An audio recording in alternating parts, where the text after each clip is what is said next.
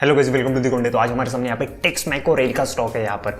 तो अभी सबसे पहले मैं आप सभी लोग को एक चीज़ बताना चाहता हूँ यहाँ पर कि वीडियो जो होती है ना हमारी काफ़ी लंबी हो जाती है। यहाँ पे 20 से 25 मिनट की वीडियो बन जाती है, कभी कभी 30 और 35 मिनट की भी बन जाती है। तो ऐसे में आप लोग क्या करते हो, वीडियो फॉरवर्ड करते करते यहाँ पे कुछ मेन पॉइंट्स जो होते हैं ना वो आपसे छूट जाते हैं। तो इसी वजह से आज हम क्या करने वाले हैं कि हम सारे मेन पॉइंट्स जो है वो सबसे पहले डिस्कस करेंगे और सारे बाकी जो पॉइंट्स है वो बाद में डिस्कस करेंगे। बाकी की जो चीज़ें वो बाद में डिस्कस करेंगे यहाँ पर। इससे पहले भी हम ऐसी चीज़ कर चुके हैं यहाँ पर कि मतलब कि इससे पहले हमने 2-3 वीडियो पहले भी एक वीडियो बनाया था, उसके अंदर भी सारी की सारी मेन पॉइंट जो है हमको पहले लेने पड़े थे, बाकी की चीज़ें जो है बाद में एंड में डिस्कस की थी सारी की सारी। तो ऐसा इसलिए करना पड़ता है क्योंकि मेन पॉइंट जो होते हैं वो छूट जाते हैं यहाँ पर वीडियो के अंदर, इसी वजह से हम ये चीज़ें पहले कर रहे हैं। तो आज सबसे पहले हम क्या करने वाले हैं, यहाँ पर चार्ट ही डिस्कस करेंगे। जो हम सबसे पहले लास्ट में डिस्कस करते हैं, ये जो चार्ट होता है, हम सारी इन्फॉर्मेशन जो होती है यहाँ पर, बिजनेस कैसे काम कर रहा है, क्वार्टरली रिजल्ट्स कैसे, प्रॉफिट एंड लॉसेस कैसे, बैलेंस शीट कैसी है, बाकी की न्यूज़ कैसे चल रही है, ये सारे पॉइंट जो होते हैं पहले डिस्कस करते हैं और लास्ट में यहाँ पे जो चार्ट होता है उसको डिस्कस करते हैं। लेकिन आज सबसे पहले हम चार्ट को डिस्कस करेंगे और बाकी चीज़ें जो बाद में एंड में सारी की सारी समझेंगे।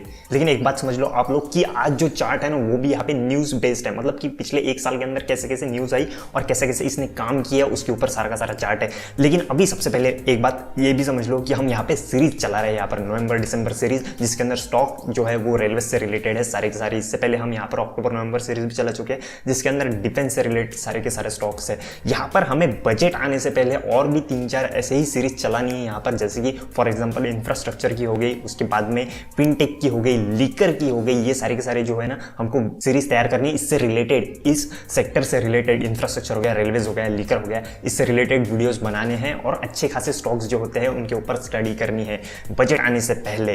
तो अभी आप लोग एक काम कर दो, अभी तक जो सीरीज बनाई हमने यहाँ पे डिफेंस सेक्टर के ऊपर वो नहीं देखी होगी तो जाके देख लो, और अभी तक के जो रेलवे से रिलेटेड जितने भी स्टॉक्स के ऊपर स्टडी की है हमने उसकी भी लिंक नीचे डिस्क्रिप्शन के अंदर देके रखी है, उसको भी जाके देख लो। तो अभी हम वापस चार्ट के ऊपर आ जाते हैं। यहाँ पर हमारे सामने 3 साल का चार्ट है यहाँ पर, और बाद में इसके बाद में हम 1 साल का जो चार्ट है यहाँ पे उसके ऊपर भी डिस्कस करेंगे। पहले 3 साल के ऊपर की जो प्राइसेस है वो कैसे कैसे हाइक की है वो भी देख लो। यहाँ पर ये जो स्टॉक है ना यहाँ पे 30-40 ज़्यादा 35 रुपए के आसपास ही यहाँ पे ट्रेड करता रहता था। पहले की बात कर रहा हूँ यहाँ पे 2020-21 के बारे में बात की जाए तो। लेकिन उसके बाद में यहाँ पर जो हमको इसके अंदर जो हमको एक हाइक देखने को मिल रहा है, मतलब कि 40 को भी क्रॉस कर दिया, 50 को भी क्रॉस कर दिया, और एक समय ऐसा आया कि अभी की बात कर ले तो इसने 60 का भी आंकड़ा जो है वो क्रॉस कर दिया था। तो ये सारी चीजें किस वजह से हुई और पिछले 2 साल के अंदर ये कितना फ्लैट रहा, तो ये सारी चीजें सभी को पता है। यहाँ पर रेलवे स्टॉक के ऊपर हम इसीलिए तो यहाँ पर डिस्कस कर रहे हैं, रेलवे सेक्टर के ऊपर यहाँ पे इसलिए तो डिस्कस कर रहे हैं, उसकी सीरीज बना रहे हैं कि अभी उसके अंदर हाइक आ रहा है। तो अभी पिछले 1 साल के ऊपर के चार्ट के ऊपर चल जाते हैं तो यहाँ पे पहला हाइक जो है यहाँ पर वो कब आया था, वो मई के स्टार्टिंग के अंदर। ये यहाँ पे कौन सी न्यूज आई थी, यहाँ पे एक न्यूज ऐसी आई थी यहाँ पर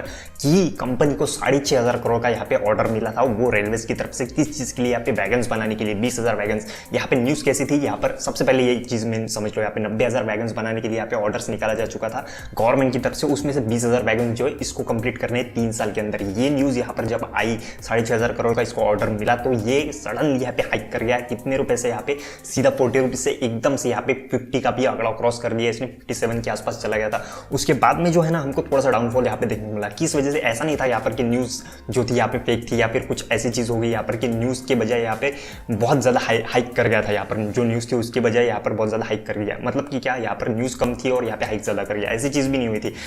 न्यूज़ भी बढ़िया थी यहाँ पर और इसका जो हाइक करना था वो भी बढ़िया था। लेकिन इसके बाद में हम जून मई मंथ की बात कर रहे हैं यहाँ पर, तो ये किस चीज़ की बात है यहाँ पर, ये क्राइसिस की बात है यहाँ पर। यूक्रेन रशिया वॉर जो यहाँ पर जो हो चुकी थी, यहाँ पर चालू हो चुकी थी, फरवरी मार्च में ही चालू हो चुकी थी यहाँ पर।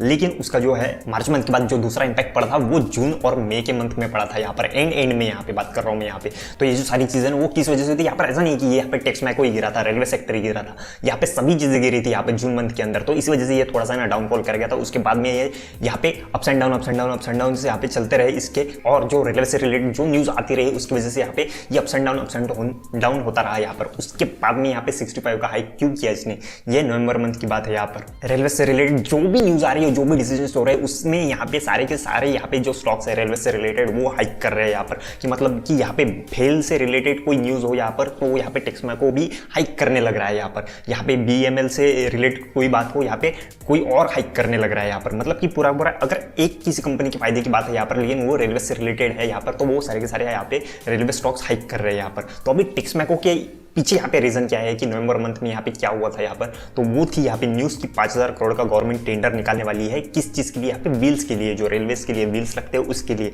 जो यूक्रेन रशिया वॉर की वजह से यहाँ पे वो फेल हो गई है जो चीज़, यहाँ पे यूक्रेन से सारे के सारे पहिए आने वाले थे। यहाँ पे वंदे भारत की बात कर ले या फिर किसी और चीज़ की बात कर ले, उसमें लगने वाले जो पहिए थे वो यहाँ पे आने वाले थे। वो यूक्रेन रशिया वॉर की वजह से यहाँ पे डील फेल पड़ गई। और उसके बाद में जो गवर्नमेंट ने आत्मनिर्भर भारत के तहत यहाँ पर 5,000 करोड़ का टेंडर निकाला खाली व्हील्स के लिए, फाइनेंशियल ईयर 23 के लिए सिर्फ और सिर्फ। तो उस वजह से यहाँ पे जो न्यूज़ सामने आई, तो उस वजह से यहाँ पे मैं सीधी सीधी बात बताता हूँ। इसका जो मैंने यहाँ पे एनुअल रिपोर्ट देखा है, एनुअल रिपोर्ट के अंदर सीधी सी बात है, मैंने कहीं भी इसका प्रोडक्ट नहीं देखा कि इसके अंदर यहाँ पे व्हील्स जो है वो ये मैन्युफैक्चर करता है। यहाँ पे अदर चीज़ें यहाँ पे फर्निशिंग होती है, लेकिन यहाँ पे व्हील्स मैन्युफैक्चरिंग करना एज अ प्रोडक्ट ये चीज़ कहीं भी नहीं देखी मैंने। हाँ, यहाँ पर लेकिन ऐसी चीज़ जरूर हो सकती है कि जो ये व्हील्स का टेंडर निकला 5,000 करोड़ का, इसकी ऑर्डर जो है वो बेल को चली जाए या फिर BEML को चली जाए या फिर जो व्हील्स मैन्युफैक्चरिंग इंडिया है उसको भी चली जाए। तो ऐसी चीज़ यहाँ पे हो सकती है। लेकिन इसके बारे में मतलब कि एक न्यूज़ यहाँ पे रेलवे से रिलेटेड निकलती है बाहर, वो सारे जो सेक्टर है रेलवे को उसको हाइक करा देती है।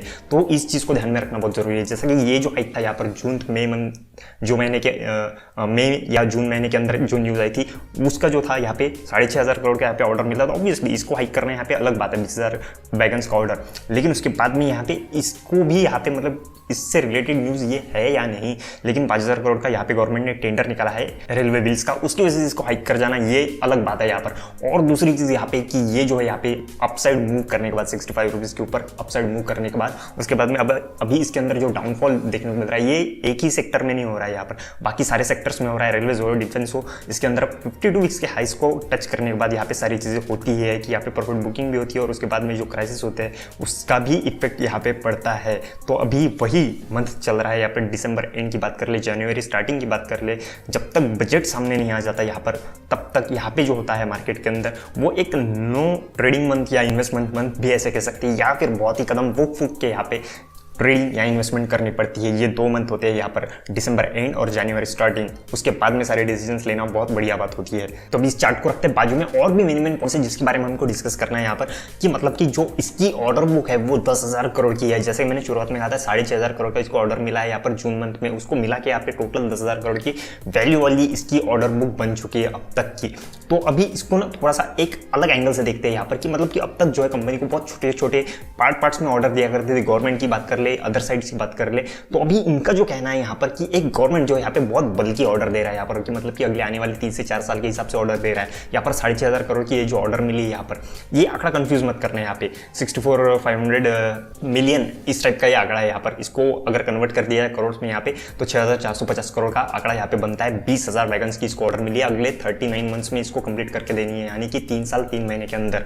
तो यहाँ पे नेक्स्ट 4 ईयर्स की बात कर रहे हैं यहाँ पर, लेकिन यहाँ पे 39 मंथ्स की बात हुई है यहाँ पर, कि गवर्नमेंट को आने वाले 3 साल 3 महीने के अंदर ये सारा ये जो 20,000 वैगन्स है वो कंप्लीट करके देना है। तो ये भी एक पॉजिटिव बात है। अगले 3 साल का ऑर्डर इनके हाथ में ही है यहाँ पर। तो आने वाले कुछ समय में यहाँ पे गवर्नमेंट कुछ ऐसे भी डिसीजंस ले सकते हैं, जैसे कि मैंने कहा था कि 5,000 करोड़ के टेंडर निकाला है यहाँ पर व्हील्स का, तो इसका तो इससे कोई रिलेशन नहीं है यहाँ पर। लेकिन इसी कंपनी से रिलेटेड कोई और भी टेंडर निकल सकते हैं, और भी कोई वैल्यू निकल सकती है बड़ी सी यहाँ पे, जो गवर्नमेंट जो है वो इनको यहाँ पे दे सकती है। तो अभी जो 20,000 वैगन्स निकले हैं यहाँ पर, एक्चुअल में तो ये 90,000 वैगन्स की ऑर्डर निकली है।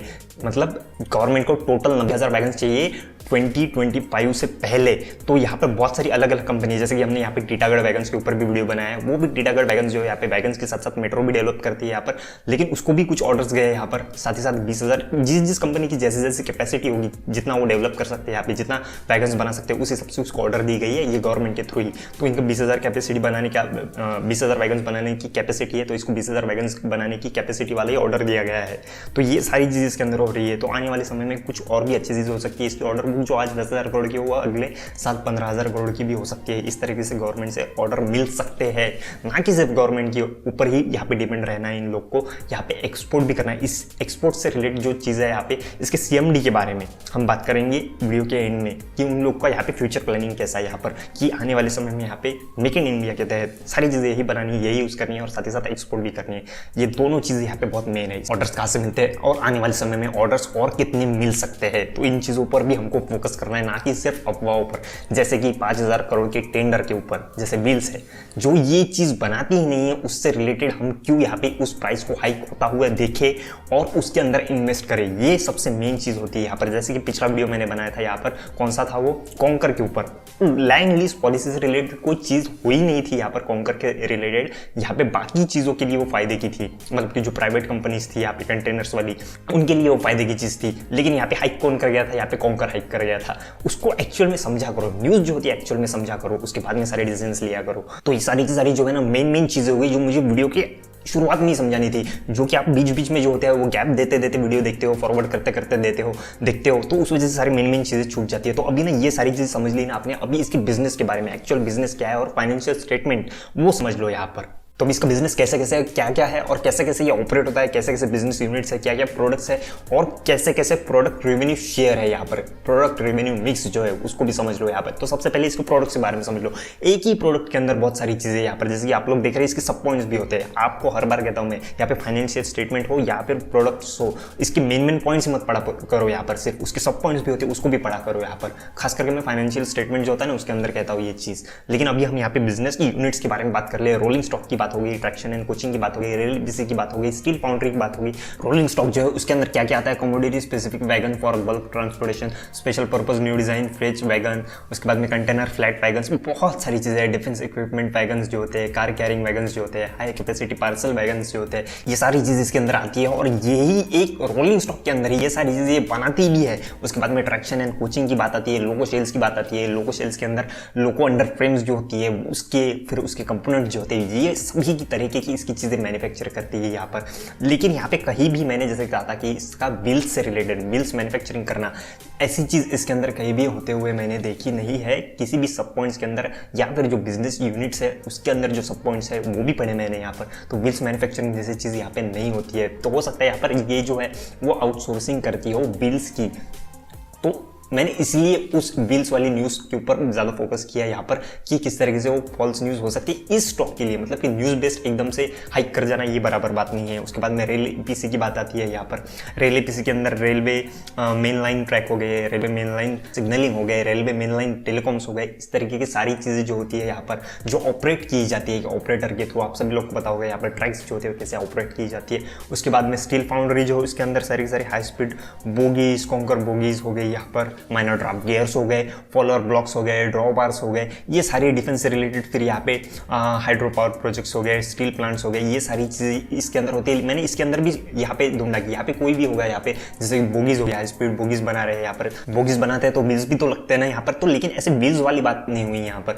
तो ऐसी चीज़ जो होती है यहाँ पर वो बहुत ध्यान से दिखने वाली है, आप लोग भी देखा करो। इसके बाद में और भी बहुत सारे प्रोडक्ट्स है जिसके अंदर ये काम करती है। ऐसे ब्रिजेस हो गए, स्टेनलेस स्टील वाले ब्रिजेस होते हैं, स्टील स्ट्रक्चर्स वाले ब्रिजेस होते हैं, उसको बनाना यहाँ पे। उसके बाद में या फिर हाइड्रो मैकेनिकल इक्विपमेंट्स हो गए। ऐसा नहीं कि ये बहुत बड़ी चीज़ें बना लेते हैं यहाँ पर, जो बड़ी बड़ी चीज़ों के अंदर छोटे छोटे इक्विपमेंट्स लगते हैं वो चीज़ें भी यहाँ पर बनाती है। लेकिन सबसे मेन चीज़ इसका रेलवे से रिलेटेड सबसे ज़्यादा प्रोडक्ट्स बनाना वही काम है यहाँ पर। और सबसे मेन बात, इसका कौन सा प्रोडक्ट कितना रेवेन्यू कमा के देता है यहाँ पर, किस किस प्रोडक्ट से सबसे ज़्यादा इनकम होती है उसको भी देख लेना एक बार, बहुत ज़रूरी चीज़ है यहाँ पर। तो उसको भी एकदम से देख ले तो बहुत अच्छी तरीके से सारी चीज़ें होती है वो समझ में आ जाती है। तो उसको भी देख ले सबसे ज़्यादा यहाँ पे कहाँ से इनकम होती है, वो वैगन से होती है, फिर रेल ईपीसी से होती है, स्ट्रक्चरल से होती है, फिर ब्रिजेस से होती है, लोकोमोटिव से होती है और उसके ऑल कंपोनेंट्स जो है उससे होती है यहाँ पर। लेकिन सबसे ज़्यादा यहाँ पे इसका मेन बिजनेस जो हम पकड़ ले यहाँ पे वो टीटागढ़ वैगन की जैसे है। वैगन्स बनाना मेन काम जो है वो वैगन्स बनाना है यहाँ पर। टीटागढ़ वैगन जैसी है, मेट्रो में भी है लेकिन यहाँ पे वो वैगन्स बनाती है यहाँ पर। उसको वैगन्स के भी ऑर्डर मिलते हैं और यहाँ पे मेट्रोस के भी ऑर्डर वो ले रहे हैं और उसका फोकस जो है वो मेट्रोस के ऊपर है। मैं टीटागढ़ की बात कर रहा हूँ यहाँ पे, एग्जाम्पल दे रहा हूँ यहाँ पे। लेकिन यहाँ पे इसके वैगन्स जो है कौन सा टेक्समैक और रेल के वैगन्स के अंदर भी है यहाँ पर। और आने वाले समय में कुछ और जो है प्रोजेक्ट्स, फ्यूचर प्रोजेक्ट जो है उसको भी ये फोकस कर रही है। तो यहाँ पर जो वैगन्स का आंकड़ा है वो यहाँ पे फोकस कर लिया है। थोड़ा सा जूम कर लेते हैं यहाँ पर, थोड़ी सी चीज़ जो है वो ईजी हो जाएंगी समझने के लिए। और एक चीज़ मैं यहाँ पर आप सभी लोग को बता दूँ, यहाँ पर जो आंकड़े हैं बहुत कन्फ्यूज करते हैं क्योंकि ये जो आंकड़ा है ना वो इन लैक्स में यहाँ पर, मतलब यहाँ पे जो 55,732 इन लैक्स में दिया गया है, जिसको कन्वर्ट करके यहाँ पे कितना होता है वो 557 करोड़ होता है यहाँ पर टोटल। तो इसको कन्फ्यूज मत होइएगा यहाँ पर, मैं हर बार कहता हूँ ये चीज़ यहाँ पे। जो इसकी बैलेंस शीट्स होती है, जो एनुअल रिपोर्ट के अंदर होती है खास करके, और जो प्रॉफिट एंड लॉसेस होते हैं वो सारे के सारे जो आंकड़े होते हैं वो यहाँ पे इन लैक्स में दिए होते हैं, तो बहुत कंफ्यूजन होता है। तो अभी यहाँ पे वैगन्स जो है वो पिछले साल की बात कर ले फाइनेंशियल 22 की जो रिजल्ट सामने आया था वो कितना था यहाँ पे, वो 557 करोड़ का था यहाँ पर। तो इस तरीके से मत देखिए यहाँ पर कि अभी यहाँ पे इनको 6,500 करोड़ का ऑर्डर मिला और ये क्यों यहाँ पे 557 करोड़ का वैगन्स बना रहे हैं यहाँ पर सिर्फ। तो ये जो ऑर्डर जो है 6,500 करोड़ का वो यहाँ पे मई मंथ में मिला था यहाँ पर, कि मतलब कि फाइनेंशियल ईयर 23 के रेंज में मिला था वो। तो वो अगले साल का जो ऑर्डर देखेंगे हम यहाँ पर, जो सेल्स देखेंगे यहाँ पर, तो वो वैगन का कुछ अलग ही होगा यहाँ पर। तो उसको इससे कंपेयर बिल्कुल भी मत करो। आने वाले 3 साल के अंदर वो 6,500 करोड़ का ऑर्डर जो इनको कंप्लीट करके देना है, तो इसी वजह से आने वाले 3 साल के अंदर जो रेवेन्यू ग्रोथ है वो बहुत अच्छी खासी होने वाली है। इसको भी फोकस करना है हमको, क्वार्टरली रिजल्ट जो होते हैं चेक करते रहना है, और जो एनुअल रिपोर्ट्स भी होते हैं उसको भी चेक करते रहना है। इसलिए मैं कहता हूँ यहाँ पर, तो यहाँ पे वैगन्स हो गया, रेल ईपीसी हो गया यहाँ पर। रेल ईपीसी कितना होता है यहाँ पर, वो 748 करोड़ होता है। लेकिन अगले साल ये जो फाइनेंशियल ईयर 23 का एनुअल रिपोर्ट आएगा ना, अभी 3-4 महीने बाद, उसमें आंकड़ा एक्चुअल में बदला हुआ हो सकता है। यहाँ पर रेल ईपीसी से सबसे ज्यादा जो रेवेन्यू यहाँ पे जनरेट होता है वो हो सकता है यहाँ पे वैगन्स से सबसे ज्यादा हमको दिखे। उसके बाद में स्ट्रक्चरल्स हो गए, ब्रिजेस हो गए, यहाँ पे लोकोमोटिव एंड इट्स कंपोनेंट्स जो होते हैं यहाँ पे, जैसे लोकोमोटिव फ्रेम मैंने बताया था स्टार्टिंग में। तो इस तरीके से चीजें जो होती है ना, ये बाकी की जो है साइड फैब्रिकेशन, इलेक्ट्रिफिकेशन, फिर स्टील कास्टिंग वगैरह, ये सारी चीजें जो है ये थोड़ी कम रेंज में है यहाँ पर। सबसे ज्यादा यहाँ पे रेल ईपीसी और वैगन्स जो है वो सबसे ज्यादा यहाँ पे रेवेन्यू जनरेट करके देते हैं। तो यहाँ पर हमने स्टार्टिंग से लेकर अब तक यहाँ पे इसके चार्ट को भी देख लिया, उसके ऑर्डर बुक को भी देख लिया, नए ऑर्डर्स जो मिले उसको भी देख लिया, और जो 5,000 करोड़ वाली यहाँ पे बिल्स की जो डील है वो कैसे नहीं हो सकती यहाँ पर उसको भी देख लिया, और साथ ही साथ इसके बिजनेस यूनिट्स को भी देख लिया, और प्रोडक्ट रेवेन्यू शेयर को भी देख लिया। तो ये सारी चीजें देखने के बाद अभी इसके मेन पॉइंट्स पे चलते हैं यहाँ पर, जो सबसे मेन है एक्चुअल में इसकी बैलेंस शीट और प्रॉफिट एंड लॉसेज जो एक्चुअल में मेन होता है यहाँ पर। तो हम इसको अभी लास्ट में ही डिस्कस करने वाले हैं यहाँ पर, जो इसका एनुअली परफॉर्मेंस है वो कैसे रहा है पिछले 3-4 सालों के अंदर, उसको भी देख लिया जाए यहाँ पर। तो वो भी बहुत अच्छा खासा रहा है यहाँ पर। लेकिन मैं एक चीज और भी क्लियर कर देना चाहता हूँ, जैसे कि मैंने कहा था कि पहले जो है गवर्नमेंट की बात कर ले या फिर बाकी अदर प्राइवेट कंपनीज की बात कर ले, इसको छोटे छोटे ऑर्डर्स मिलते थे यहाँ पे, टुकड़े में ऑर्डर मिलते थे। लेकिन इसी साल यहाँ पे जो है वो बहुत ही तगड़ा ऑर्डर मिला है। तो इसी वजह से यहाँ पे जो है ना, इसका जो नेक्स्ट फाइनेंशियल ईयर 23 का जो रिजल्ट हमको सामने आएगा यहाँ पर, तो वो बहुत ही बेहतरीन हो सकता है, और उसके नेक्स्ट फाइनेंशियल 24 का भी आंकड़ा बहुत बेहतरीन हो सकता है। तो इसके पिछले जो कुछ भी यहाँ पे सेल्स रेवेन्यूज देख लिए तो वो भी इतने बुरे नहीं यहाँ पर, टुकड़ों में भी ऑर्डर्स मिले इसको तो वो भी इतने बुरे नहीं यहाँ पर। रेवेन्यू बहुत अच्छा खासा जनरेट कर रही है यहाँ पर, ऑपरेटिंग प्रॉफिट भी बहुत अच्छा खासा हो रहा है। लेकिन यहाँ पे थोड़ा सा नीचे आके देख लेना, नेट प्रॉफिट के अंदर पिछले 2-3 सालों के अंदर जो हमको यहाँ पे माइनस में आंकड़ा जाता हुआ दिख रहा है यहाँ पर। तो एक चीज बता दो यहाँ पर, ये सारी की सारी चीजें जो है ना वो कैपेक्स से रिलेटेड है। इन लोगों ने अपना कैपेक्स भी पूरा कर लिया, एक्सपेंशन प्लान जो एक्सपेंशन करना था वो भी पूरा कर लिया। उसके बाद में यहाँ पे थोड़ा यहाँ पे ये लोग कवर कर रहे हैं। अगर पिछली हिस्ट्री की बात कर ले यहाँ पे 2019 से पहले की, इन लोगों ने कभी भी लॉस नहीं किया यहाँ पर। रेवेन्यू भले यहाँ पे ऊपर नीचे हुआ है लेकिन लॉस कभी भी नहीं किया है। और आने वाले समय में यहाँ पे जो कैपेक्स हुआ था, जो प्लांट एक्सपेंशन हुआ था, उसके रिलेटेड ये सारी चीजें हुई यहाँ पर। तो अभी आने वाले कुछ समय में यहाँ पे जो है ना बहुत अच्छा खासा रेवेन्यू ग्रोथ हो सकता है। आने वाले 3 से 4 सालों की बात कर रहा हूँ मैं यहाँ पे। भले यहाँ पे थोड़ा सा रेवेन्यू जो है अप्स एंड डाउन हो रहा है, बहुत ही कम हो रहा है यहाँ पे।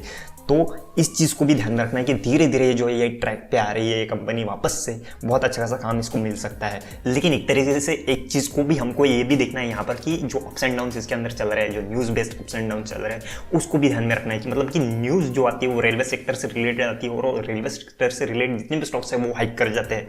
तो एक्चुअल में देखो कि टेक्समैको का उससे कोई रिलेशन है या नहीं, उसके बाद में डिसीजंस लेना कि इसके अंदर इन्वेस्ट करना है या नहीं, ये सारी चीज़ें ध्यान में रखनी बहुत ज़रूरी होती है। ये प्रॉफिट एंड लॉसेस की बात हो गई यहाँ पर। लेकिन अभी आते हैं बैलेंस शीट के ऊपर। अभी मैं एक चीज़ आप लोग को और भी क्लियर करना चाहूँगा, इस टाइप की वेबसाइट के ऊपर मैं क्यों समझाता हूँ ये सारी चीज़ें, वो इसलिए क्योंकि यहाँ पे जो आंकड़े होते हैं ना वो क्रोर्स में होते हैं यहाँ पर। सीधी बात है, जैसे कि मैंने यहाँ पे कहा था कि जो एनुअल रिपोर्ट के अंदर जो आंकड़े होते हैं वो इन लैक्स में होते हैं, उस वजह से बहुत ज़्यादा कन्फ्यूजन होता है। लेकिन एनुअल रिपोर्ट के अंदर भी सारी चीज़ें देखना बहुत ज़रूरी होता है, क्योंकि इसमें सब पॉइंट्स भी होते हैं यहाँ पर जो एक्चुअल में डिटेल में बताई गई चीजें होती है वो। जैसा कि इस वाली वेबसाइट के ऊपर आंकड़े तो क्लियरली बताए गए यहाँ पर क्रोर्स में, लेकिन यहाँ पे एक्चुअल में बोरोइंग्स कहाँ से कितनी हुई है, या फिर हम इन्वेस्टमेंट्स की बात कर ले यहाँ पे जो अदर एसेट्स है उसके अंदर cash and cash equivalents actual में कितना है क्या है, वो सारी चीजें क्लियरली समझ में नहीं आती। इसलिए मैं यहाँ पे कुछ चीजें होती है ना एनुअल रिपोर्ट के अंदर की जो बैलेंस शीट होती है ना उसके ऊपर भी कुछ चीजें समझा देता हूँ यहाँ पर। तो अभी आते हैं मेन पॉइंट के ऊपर कि इस कंपनी के ऊपर बोरोइंग्स क्या है और कैसी है। तो अभी कुछ वक्त तक यहाँ पे कुछ समय पहले की बात कर ले, यहाँ पे 2-3 महीने पहले की बात, तो इसको बहुत इजीली डेट फ्री कहा जा सकता था। लेकिन इसके ऊपर पिछले 2 महीने के अंदर ही यहाँ पे लॉन्ग टर्म बोरिंग्स ले ली है कंपनी ने। यहाँ पे शॉर्ट टर्म बोरिंग्स पहले से ही थी, लेकिन लॉन्ग टर्म बोरिंग्स भी हो चुकी है। यहाँ पर देखा जाए तो वो 200 करोड़ के आसपास की है। तो इस वजह से ना ये कंपनी अभी बोरिंग्स मतलब क्या होता है यहाँ पर कि जो छोटा मोटा कर्जा होता है यहाँ पे 30-40 करोड़ का, यहाँ पे 50 करोड़ का, इसको ना एक्चुअल डेट फ्री कहा जाता है, मतलब ये ऑलमोस्ट डेट फ्री कहा जाता है। लेकिन यहाँ पे इसके ऊपर इस क्वार्टर की बात कर ले, यहाँ पे सितंबर क्वार्टर के अंदर जो रिजल्ट्स आया है उस हिसाब से कंपनी के ऊपर कर्जा है यहाँ पर। तो इस वजह से ना ये कंपनी अब डेट फ्री ऐसा नहीं कहा जा सकता इसको। और अगर आपको कभी भी किसी कंपनी की बैलेंस शीट को जानना हो वो कितनी क्लीन है, अगर आपको नहीं समझ में आ रहा हो ये सारी चीज़ें, ये जो आंकड़े हैं, तो सीधे ना यहाँ पे रेटिंग जो होती है, क्रेडिट रेटिंग, उसको देख लेना बहुत ज़रूरी होता है। यहाँ पर रेटिंग किस तरीके की मिली है, यहाँ पर AAA की मिली है, जो सबसे स्टेबल होती है, सबसे ऊपर की होती है, हाई क्वालिटी वाली रेटिंग होती है, कि मतलब ये बैलेंस शीट के अंदर यहाँ पे कोई डाउट ही नहीं है, ऐसी वाली रेटिंग होती है यहाँ पर। फिर बाद में आती है ये A negative, B negative, BB negative, BB+, ऐसी सारी चीज़ें होती है, ऐसे टाइप की बहुत सारी रेटिंग्स होती है यहाँ पर। तो सीधे रेटिंग जो होती है वो दिख लिया करो यहाँ पर। तो मैंने यहाँ पे रेटिंग भी निकाली यहाँ पर इसकी। तो रेटिंग के अंदर जो है यहाँ पे केयर की रेटिंग है वो ए नेगेटिव, लॉन्ग टर्म की बात कर ले, शॉर्ट टर्म की बात कर ले, ऐसी चीज़ें यहाँ पे दिखाई गई है। तो इसके आज की कंडीशन को देखते हुए इस टाइप की रेटिंग को अगर देखे और इसकी बैलेंस शीट को भी देखे यहाँ पर, जैसे कि यहाँ पे बताई गई है, जो लॉन्ग टर्म बोरिंग्स है, शॉर्ट टर्म बोरिंग्स है, उसके हिसाब से इसके जो प्रीवियस हम प्रॉफिट एंड लॉसेस को भी देख ले वो किस तरीके से काम कर रहे हैं यहाँ पर। तो इसको देखते हुए आज इस कंपनी के अंदर भले ही इन्वेस्ट कर सकते हो, लेकिन मैं एक चीज़ कहना चाहूँगा, इसको लॉन्ग टर्म के हिसाब से देखना पड़ेगा यहाँ पर। शॉर्ट टर्म के हिसाब से इसके अंदर जो मतलब इसकी बैलेंस शीट भी इतनी क्लीन कह सकते हैं हम यहाँ पे, ऐसी बात बिल्कुल भी नहीं है। प्रॉफिट एंड लॉसेस के अंदर भी यहाँ पे अप्स एंड डाउन्स है यहाँ पर। मैं फ्यूचर की बात कर रहा हूँ कि इसको बहुत अच्छे खासे ऑर्डर्स मिल सकते हैं यहाँ पर, बहुत अच्छा खासा यहाँ पे ग्रो कर सकते हैं, तो बहुत अच्छा खासा परफॉर्मेंस हो सकता है। उस वक्त इसकी प्राइसेस जो है वो हाइक कर सकते हैं, आने वाले 2 से 3 साल की बात कर रहा हूँ यहाँ पर। तो उस वक्त के लिए ठीक है यहाँ पर। लेकिन अभी के समय में इसको देख लिया जाए तो इसकी बैलेंस शीट इतनी भी क्लीन नहीं है। जैसे कि अभी यहाँ पे कैश एंड कैश इक्विवेलेंट्स देख लिए, तो इसके अंदर कैश एंड कैश इक्विवेलेंट्स कितने हैं और अदर कैश बैंक बैलेंस वो कितना है उसको भी देख लिया जाए यहाँ पर। तो अभी तो फिलहाल 160 है यहाँ पर, लेकिन इसके अंदर देखिए जो इसकी बैलेंस शीट है एनुअल रिपोर्ट के अंदर, मैं हमेशा कहता हूँ एनुअल रिपोर्ट जो होती है उसके अंदर की बैलेंस शीट हमेशा चेक करा करो, उसमें सब पॉइंट्स के साथ यहाँ पे सारी चीजें होती है। जैसे यहाँ पे क्लियरली बताया गया है कि कैश एंड कैश इक्विवेलेंट्स कितने हैं वो, और bank balance other than about cash and cash equivalents, इसके अलावा की ये अमाउंट है तो वो कितनी है। तो यहाँ पर भी आंकड़ा जो है ना वो इन लैक्स में है, तो इसको भी कन्वर्ट कर दिया जाए तो वो कितना होता है यहाँ पर 116 करोड़ के आसपास का। मतलब कि यहाँ पे कैश एंड कैश इक्विवेलेंट्स जो है वो कितने हैं यहाँ पे, वो 55 करोड़ के पास के है, और उसके बाद में कैश एक्चुअल में जो बैलेंस है इसके अंदर वो 116 करोड़ के आसपास का है। तो इस कंपनी के पास जो कैश है, जो एक बैंक बैलेंस कह सकते हैं, वो बहुत अच्छा खासा है यहाँ पर। तो ये एक चीज़ मुझे यहाँ पे अच्छी खासी लगी। लेकिन इसके अलावा हमने इसके जो बोरोइंग्स देखे उसके अंदर किस तरीके की चीज़ें हैं, उसके बाद में हमने यहाँ पे क्रेडिट रेटिंग जो है उसको भी देखा वो किस तरीके से काम कर रही है यहाँ पर। तो उस हिसाब से अभी के लिए तो ये थोड़ी सी स्टेबल है, मैं कह सकता हूँ एकदम भी खराब नहीं है यहाँ पर। क्रेडिट रेटिंग स्टेबल कह सकते हैं, इसकी बैलेंस शीट जैसे काम कर रही है, इसके प्रॉफिट एंड लॉसेस जैसे काम कर रही है, ये कंपनी स्टेबल है। लेकिन आने वाले समय के लिए अभी इन्वेस्ट करके रखोगे तो आने वाले समय के लिए ये बहुत अच्छा खासा यहाँ पे परफॉर्म कर सकती है, बहुत अच्छा खासा यहाँ पे रिटर्न जो है वो दे सकती है। तो आप लोग इसकी ऑर्डर बुक को, जैसे मैंने कहा 10,000 करोड़ की ऑर्डर बुक है, फिलहाल में इसको यहाँ पे 6,500 करोड़ की ऑर्डर मिली है, उस हिसाब से और बाकी आने वाली जो न्यूज़ रहते हैं यहाँ पर उसको देखते हुए, जिस तरीके से यहाँ पे रेलवेज काम कर रहा है, यहाँ पे इंडियन रेलवेज की बात कर ले, गवर्नमेंट की बात कर ले, जिस तरीके से काम कर रही है यहाँ पर, जिस तरीके के ऑर्डर्स मिल रहे हैं, जिन कंपनी से हमको होप नहीं थी यहाँ पे, वो भी अभी आने वाले समय में यहाँ पे बहुत ही बेहतरीन परफॉर्म कर सकती है। जो एक एवरेज कंपनी हुआ करती थी वो आने वाले समय में किस तरीके से परफॉर्म कर सकती है, इस चीज़ के ऊपर ध्यान देना है हमको यहाँ पे। तो टेक्समैको रेल जो है वो आने वाले समय के लिए यहाँ पे किस तरीके से परफॉर्म कर सकती है उसके ऊपर ध्यान देना है। बिजनेस जो है वो अपसाइड मूव कर सकता है, इसके ऊपर भी ध्यान देना है। इसी को ध्यान में रखते हुए आने वाले 2 से 3 साल के लिए अगर इसके बारे में सोचोगे, फिलहाल इसका मार्केट कैप है ही कितना, खाली 1600 करोड़ के आसपास का। तो इस हिसाब को, इसके हिसाब से देखते हुए, इसको सारी चीज़ें यहाँ पे फोकस करते हुए, आने वाली चीज़ को फोकस करते हुए इसके अंदर अगर इन्वेस्ट करोगे तो वही यहाँ पे आने वाले 2 से 3 साल के अंदर यहाँ पे ग्रोथ हो सकती है। इस चीज़ के हिसाब से आप लोग इसके अंदर इन्वेस्ट कर सकते हो। लेकिन एक चीज़ और बता दूं यहाँ पे कि टेक्निकली भी एनालिसिस करना है, फंडामेंटली भी एनालिसिस करना है खुद से, उसके बाद में ही डिसीजन लेना है। ये सारी चीज़ें ध्यान में रखा करो आप लोग। लेकिन फिलहाल इस वीडियो को मैं यही पर करूँ, बताऊँ वीडियो अच्छा लगाओ, काम का लगाओ तो इसको लाइक करो, चैनल को सब्सक्राइब करो, बेल आइकन को हिट करो, और नीचे ना बहुत बड़ा एक बटन है जिसके ऊपर सब्सक्राइब लिखा है, उसके ऊपर भी हिट कर दो। और कोई क्वेश्चन है, क्वेरी होगी तो नीचे कमेंट जरूर करना। तब तक के लिए टाटा, स्टे अलर्ट।